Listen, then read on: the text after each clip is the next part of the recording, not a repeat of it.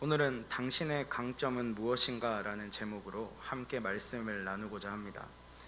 우리가 보통 삶을 살아갈 때나 또 교회에서 헌신할 때에 가장 먼저 생각하는 것이 있다면 그것은 바로 내가 가장 잘하는 것이 무엇일까라는 것일 겁니다.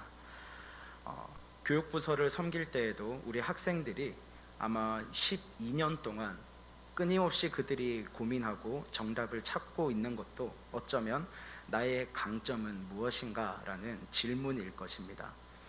그래서 우리가 그 사역을 하고 삶을 살아갈 때 그 강점을 또한 찾는 이유가 무엇이겠습니까? 잘 될 때는 상관이 없지만 만약 그 일이 제대로 되지 않을 때, 혹은 그 일이 어려울 때, 혹은 내가 삶의 자리 가운데에서 무너지고 있을 때 나의 강점이 나를 넘어지지 않게 하고 끝까지 내가 쓰러지지 않고 그 맡겨진 일들을 감당해 나가게 하기 때문입니다. 그런데 오늘 말씀을 보면은 자신의 강점을 전혀 알지 못한 채 그 강점이 아닌 다른 것들로 살아가고 있는 한 어리석은 인간의 모습을 볼 수 있습니다. 성경에서는 우리에게 다양한 은사와 다양한 사명이 주어졌다라고 말씀합니다. 유명한 고린도전서 12장의 말씀만 보더라도 성경에서는 각자 이 교회 가운데에 수많은 은사들이 있고 수많은 사명들과 직분들이 있다라는 것을 알려줍니다. 즉 다시 말해 성경은 하나님께서 우리에게 주신 그 은사대로 각자에게 주어진 그 은사대로 사명대로 일하면 된다라는 것을 말해주고 있습니다. 다시 말해 현재 주어진 나의 사명, 현재 주어진 나의 강점을 활용해서 주님 앞에 영광을 돌릴 수 있다라는 겁니다. 그런데 만일 우리가 나의 강점이 아닌 다른 것들로 일하려고 하기 시작한다면, 또 나의 강점이 아닌 다른 것들로 인해서 내가 사명을 감당해 나가고 문제를 해결해 나가려고 한다면 우리는 결코 그것을 선하게 완성하지 못할 것입니다. 때때로는 내가 가야 할 길에서 일탈하기도 하고, 그리고 결코 주님 앞에 영광을 돌려드리기가 쉽지 않다라는 것입니다. 오늘 본문은 바로 이러한 교훈을 주고 있습니다. 먼저 오늘 본문의 상황을 보면 삼손은 딥나 여인과의 그 결혼식에 지금 있는 상태이죠. 그래서 그 여인과 결혼을 하면서 그의 기분이 절정에 달했을 때 그가 사람들에게 수수께끼를 하나 내고 있다는 것입니다. 그 당시에는 결혼식과 같은 특별한 잔칫날에 잔치의 흥을 돋우기 위해서 수수께끼를 내는 것이 보편적인 일이었습니다. 그런데 그는 수수께끼를 냄과 동시에 또 내기를 하기 시작하는 겁니다. 이 수수께끼를 맞추면 자신이 겉옷과 베옷을 30벌씩 줄 것이며, 또 수수께끼를 만약 맞추지 못하면 잔치에 참여한 사람들이 삼손에게 베옷과 겉옷을 30벌씩 준다라는 내기였습니다. 그럼 우리가 한번 볼 것은 삼손이 낸 수수께끼는 어떤 것이었습니까? 그가 낸 수수께끼는요, 자신이 죽인 사자의 몸에서 벌떼와 꿀이 있었던 그런 자기만 알고 있는 이야기를 가지고 문제를 낸 것입니다. 그가 낸 문제는 이렇습니다. 먹는 자에게서 먹을 것이 나오고 힘센 자에게서 단 것이 나왔다는 뜻이 무엇일까라는 거죠. 즉 이 질문은요, 삼손 이외에는 아무도 맞출 수 없는 문제였다는 겁니다. 삼손이 혼자 경험한 아주 이상한 일을 가지고 수수께끼로 냈기 때문에 사실 이 문제를 맞출 수 있는 사람은 아무도 없었습니다. 그런데 이렇게 아무도 맞출 수 없는 문제를 내면서 삼손은 지금 내기를 하자라고 하는 겁니다. 우리가 이 상황을 먼저 보기 전에 삼손이란 사람이 어떤 사람인지를 한번 생각해 보면, 삼손은 매우 힘이 강한 자였습니다. 즉 그는 문제를 굳이 내지 않더라도 블레셋 사람들에게 자신의 힘으로 충분히 가진 것들을 빼앗을 수 있는 사람이었다는 겁니다. 그런데 그렇게 엄청 강한 사람이 절대 맞출 수 없는 문제를 낸다라는 것은 어쩌면 그냥 강탈하겠다라는 그냥 빼앗아 버리겠다라는 것과 다름이 없었습니다. 그런데 우리는 이 삼손의 이 문제를 내는 모습을 보면서 한 가지 주목해야 될 것이 있습니다. 첫째는 바로 삼손의 경박한 행동인 것입니다. 그는 하나님 앞에 불순종한 것을 매우 가볍게 여기면서 그것을 가지고 경박하게 재미로 노는 것으로 활용하는 모습을 볼 수 있습니다. 사사기 14장 8절로 9절 말씀, 오늘 본문 전에 있는 말씀을 보면 얼마 후에 삼손이 그 여자를 맞이하려고 다시 가다가 돌이켜 그 사자의 주검을 본즉 사자의 몸에 벌떼와 꿀이 있는지라. 손으로 그 꿀을 떠서 걸어가며 먹고 그의 부모에게 이르러 그들에게 그것을 드려서 먹게 하였으나 그 꿀을 사자의 몸에서 났다고는 알리지 아니하였더라. 죽은 사자의 몸에서 꿀을 꺼내 먹는다. 이것은 나실인으로서는 결코 해서는 안 될 행동이었습니다. 민수기 6장 6절로 8절에서 나오듯이 나실인은 시체를 가까이 해서도 또 시체와 접촉해서는 안 되는 사람이기 때문입니다. 즉 나실인이었던 이 삼손의 행동은요, 하나님 앞에 약속을 어긴 일이었고 하나님 앞에 지금 범죄한 행위였다라는 겁니다. 그러니 그는 하나님 앞에 철저하게 회개하며 용서를 구했어야만 했습니다. 그러나 그 삼손의 모습은 어떻습니까?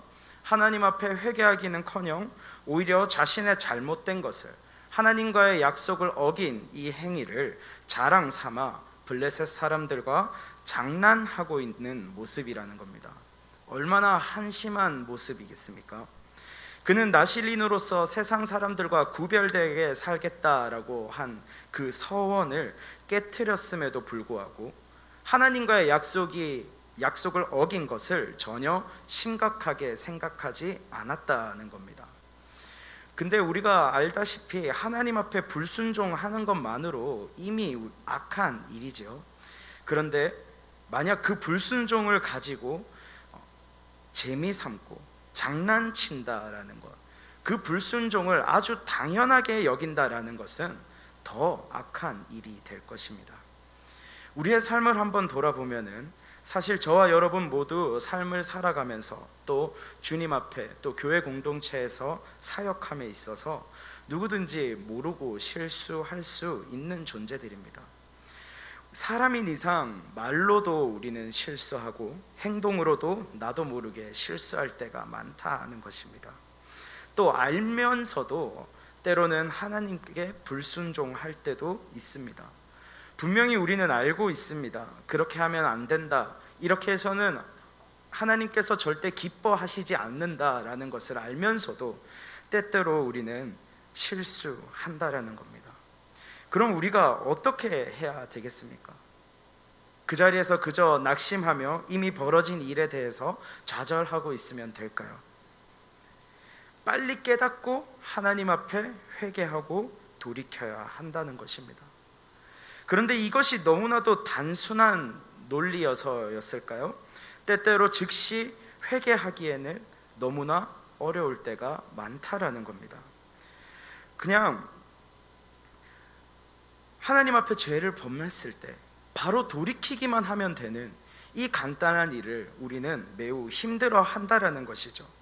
그런데 또 문제가 무엇입니까? 때때로 즉시 회개하기가 어려울 뿐만 아니라 때로는 불순종을 전혀 죄로 여기지 않고 오히려 한술 더 떠서 그러한 죄를 가볍게 여기며 삶의 자리 가운데 즐기는 때가 많다라는 것입니다.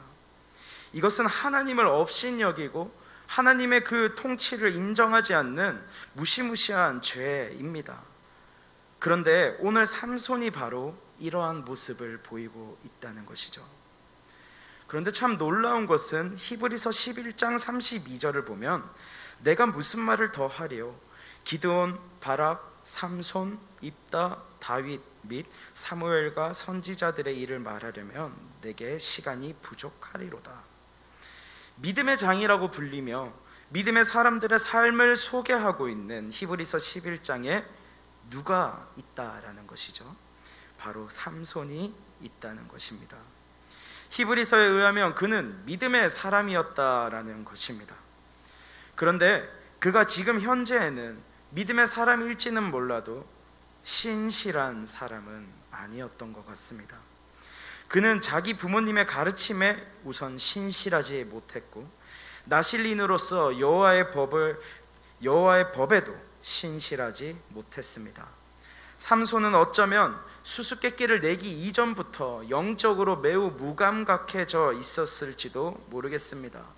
그의 행동을 보면 여호와 하나님께서는 그를 경건한 가정에 태어나게 하셨고 그 가정 속에서 오직 한 분 여호와 하나님만 경외하도록 양육받게 하셨다는 겁니다.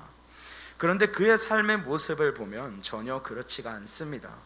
우선 오늘 이 내용의 배경과 같이 그는 이방 블레셋 여인에게 마음을 빼앗겨 이방 여인과 결혼하기로 결단했다는 것입니다. 물론 이방 여인과 결혼이 왜 문제가 되지라고 생각하시는 분들도 있겠지만 그 당시에는 이방 여인과의 결혼한다는 것은 완벽히 하나님의 법에 어긋나는 것이었습니다. 출애굽기 34장 12절을 보면 너는 스스로 삼가 내가 들어가는 땅의 주민과 언약을 세우지 말라. 그것이 너희에게 올무가 될까 하노라. 하나님께서는 이방 사람들과의 언약 맺는 것을 원치 않으셨습니다. 그러나 삼손은 전혀 신경 쓰지 않았다는 것입니다. 삼손은 지금 믿음으로 사는 것 대신 눈에 보이는 것에 자신의 만족에 살았다라는 것입니다. 그는 여호와의 법 대신 인간적인 자신의 욕심에 사로잡혀 있었고 지배당해 있었습니다.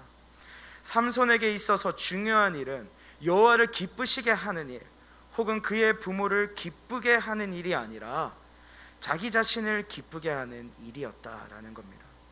스스로의 만족을 위해서 살았다라는 것이죠. 신명기 28장 15절 말씀을 보면 내가 만일 내 하나님 여호와의 말씀을 순종하지 아니하여 내가 오늘 내게 명령하는 모든 명령과 규례를 지켜 행하지 아니하면 이 모든 저주가 내게 임하며 내게 이를 것이니. 성경은 이렇게 말씀하고 있습니다. 그러므로 우리는 어떻게 해야 합니까? 우리가 정말 온전하게 살 수 있는 길은 하루라도 빨리 나의 죄를 깨닫는 것이라는 겁니다. 혹시 내가 모르고 실수하였든지 혹은 알면서도 불순종하였든지 그 실수와 그 불순종을 결코 가볍게 여기지 않고 하나님께 바로바로 회개하고 바로 돌이켜야 한다라는 것입니다.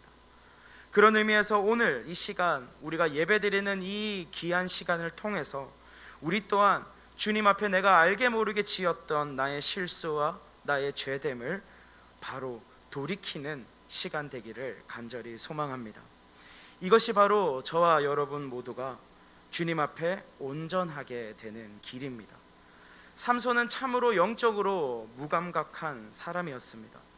영적으로 굉장히 감각이 없는 사람이었다는 겁니다.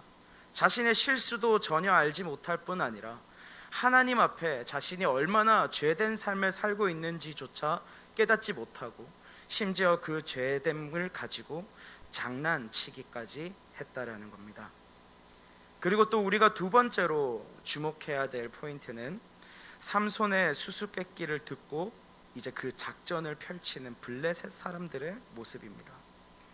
이 블레셋 사람들이 절대 풀지 못한 이 수수께끼를 들었을 때 그들은 어떻게 했냐라고 하니 삼손의 아내를 협박하고 삼손에게 답을 알아오도록 하자라는 것이었다는 겁니다.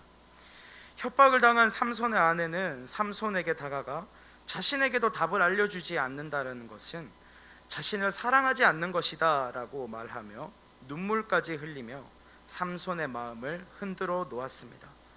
그리고 삼손은 결국 자신의 아내에게만 그 답을 알려주게 됩니다. 자, 그리고 이제 수수께끼를 맞출 날이 다가왔습니다. 그런데 이게 웬일입니까? 이 세상에 자신과 삼손의 아내 외에는 절대 알 수 없었던 그 답을 잔치에 참여한 블레셋 사람들이 정확하게 맞추는 것입니다. 사자와 꿀이다라는 것을 정확하게 말했습니다.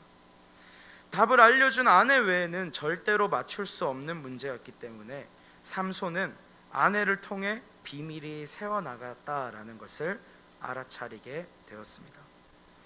그런데 우리는 이 모습을 통해서 이 삼손의 상황을 보면서 우리의 삶을 한번 돌아보기를 원합니다. 왜 딥나의 블레셋 여인은 자신이 삼손의 아내였음에도 불구하고 그 답을 블레셋 사람들에게 알려주었을까요? 먼저는 블레셋 사람들의 협박이었을 겁니다. 딥나의 여자의 아버지의 집을 불살라 버리겠다라고 블레셋 사람들이 협박했기 때문입니다. 그런데 정말 중요한 이유는 두 번째 이유인데요, 바로 딥나의 여자가 누구라는 것입니까? 바로 블레셋 사람이라는 겁니다. 딥나의 여인은 겉보기에는 삼손의 아내였을지는 몰라도 실제로는 삼손을 신뢰하는 삼손의 편이 아니라 자신의 족속인 블레셋의 편을 드는 블레셋 사람이었다라는 겁니다.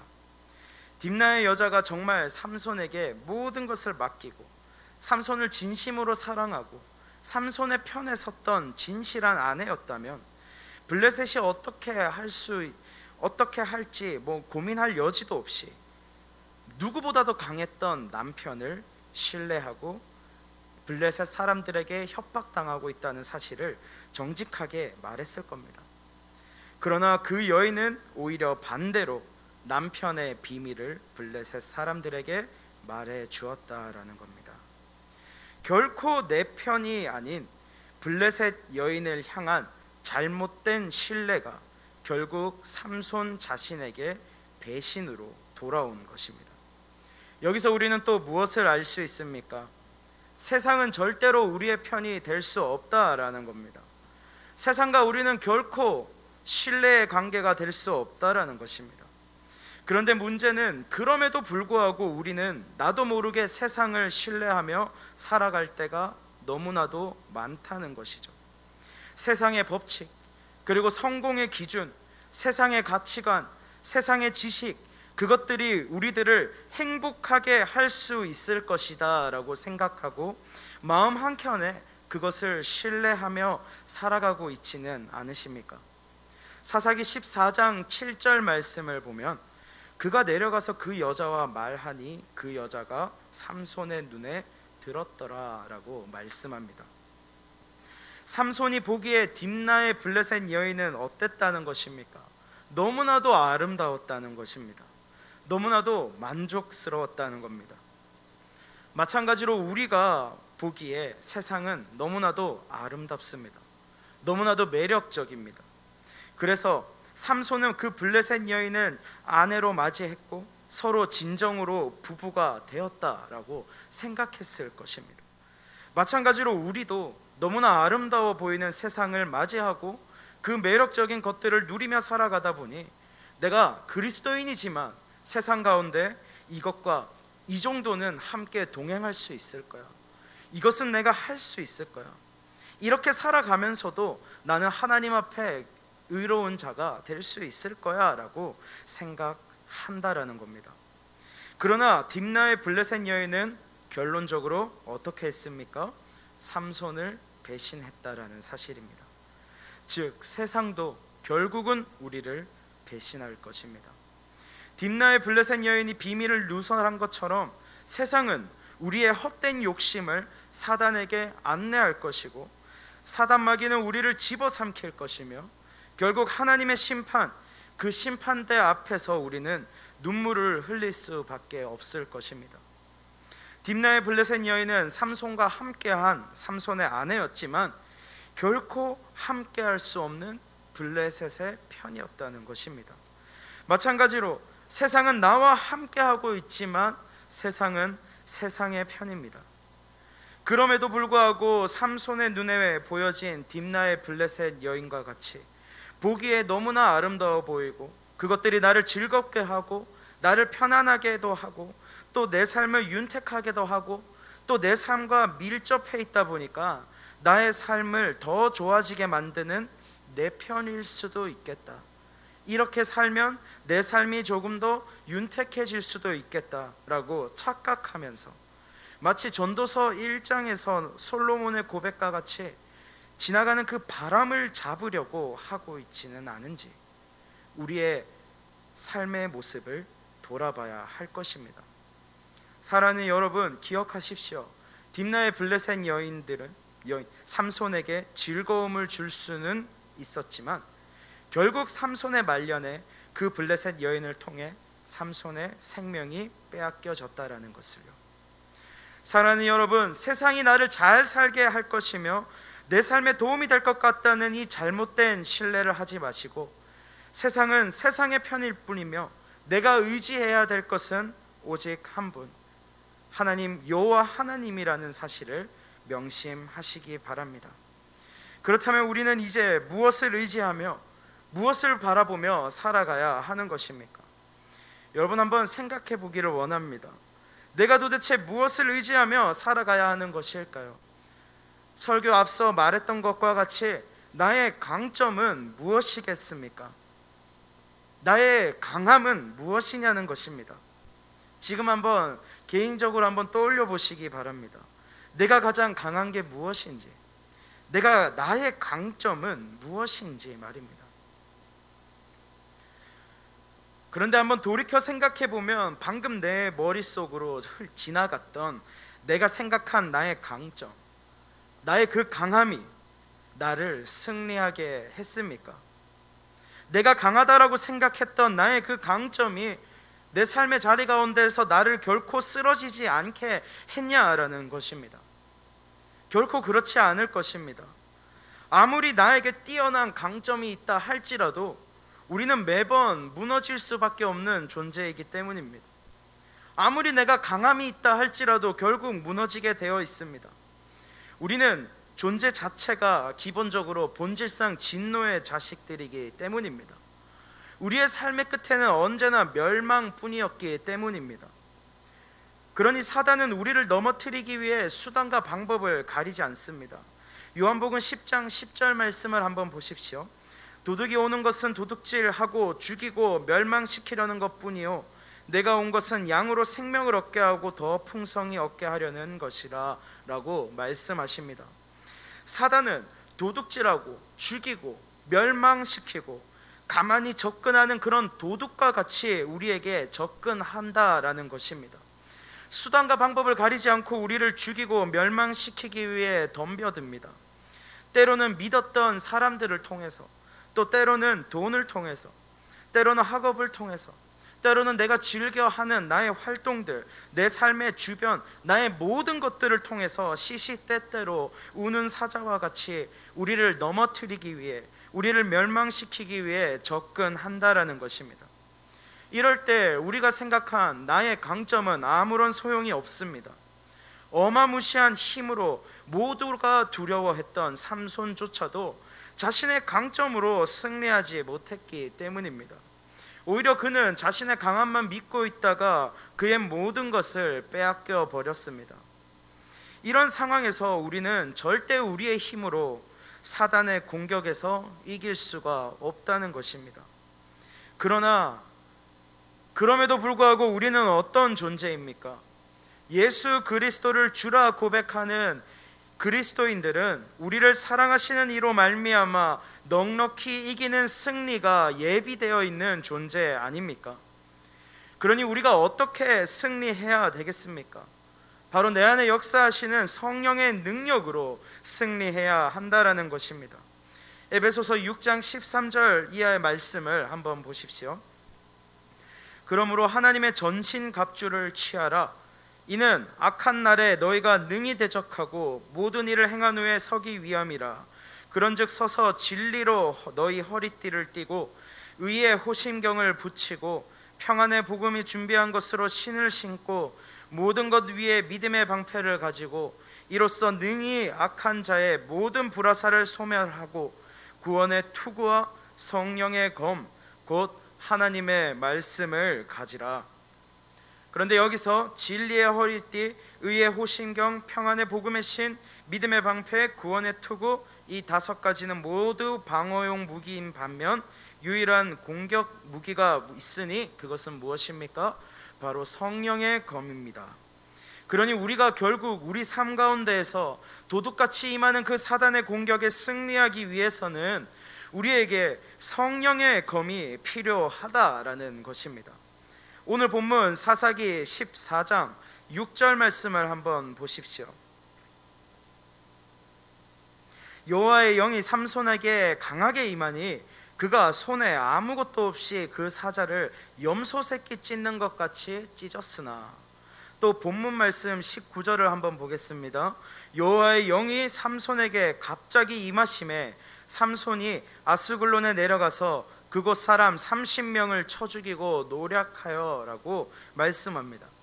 그리고 우리가 알 수 있는 것이 무엇입니까?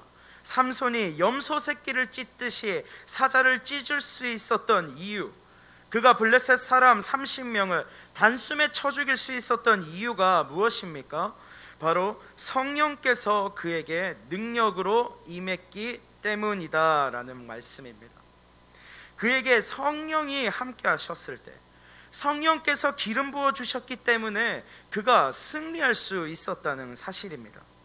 사랑하는 여러분, 우리의 죄를 대속하시기 위해 십자가에 못 박혀 죽으시고 부활하신 예수 그리스도를 믿는 믿음이 우리의 마음속에 굳건히 세워져 있습니까?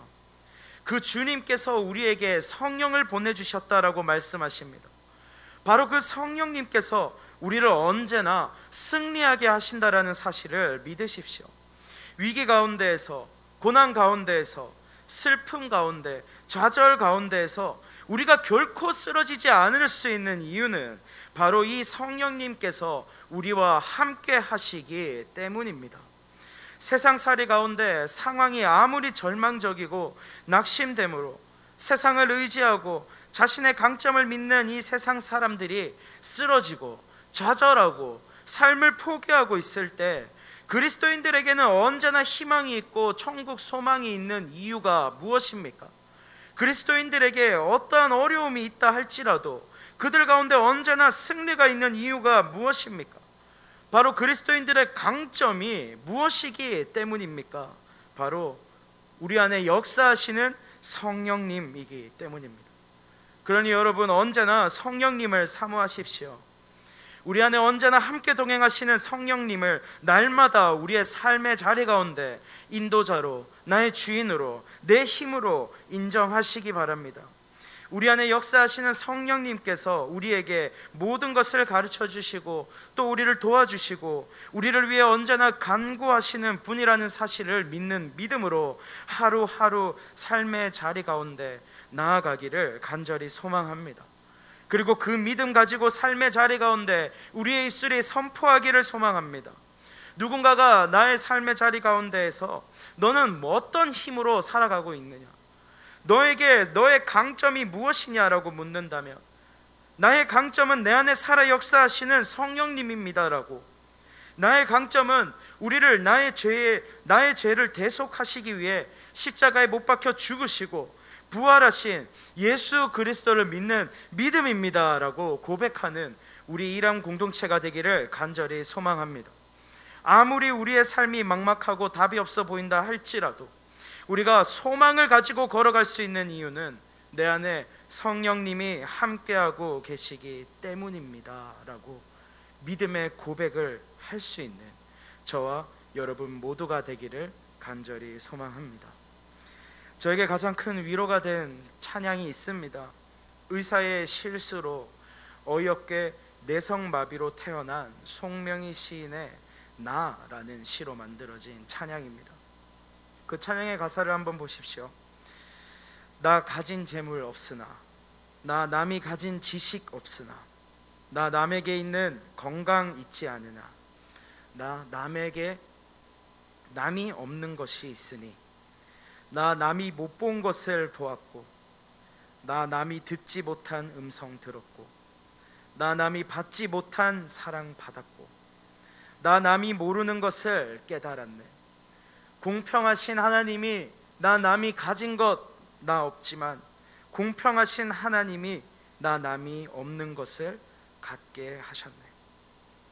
사랑하는 여러분, 우리가 믿고 고백하는 성부 성자 성령 삼위일체 하나님은 온 우주 만물을 다스리시고 통치하시는 왕 되신 분이십니다.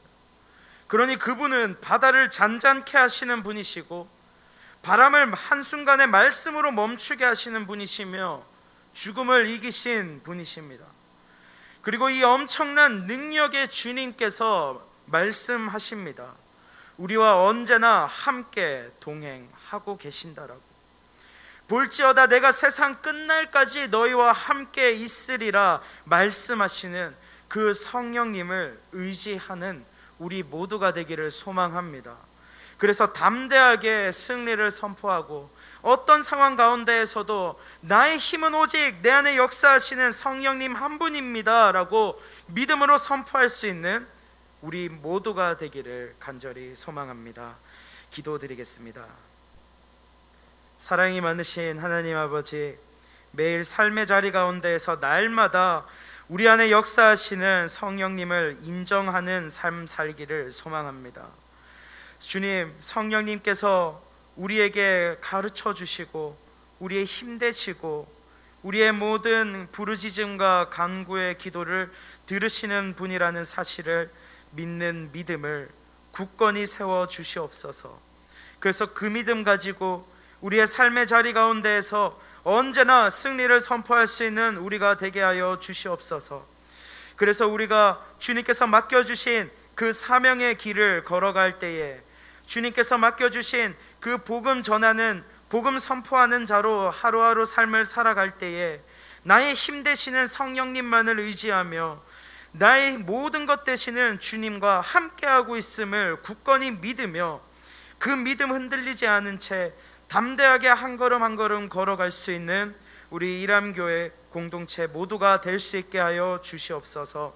능력의 주님께서 우리와 함께 하신다는 사실이 우리를 하루하루 살아가게 한다라는 것을, 능력의 주님께서 우리를 언제나 동행하시고 우리를 이끌어 주시는 그 인도하심 때문에 내가 하루하루 삶의 자리 가운데에서 쓰러지지 않을 수 있음을 믿고 선포하는 우리 모두가 되게 하여 주시옵소서. 예수 그리스도의 이름으로 간절히 기도드립니다. 아멘.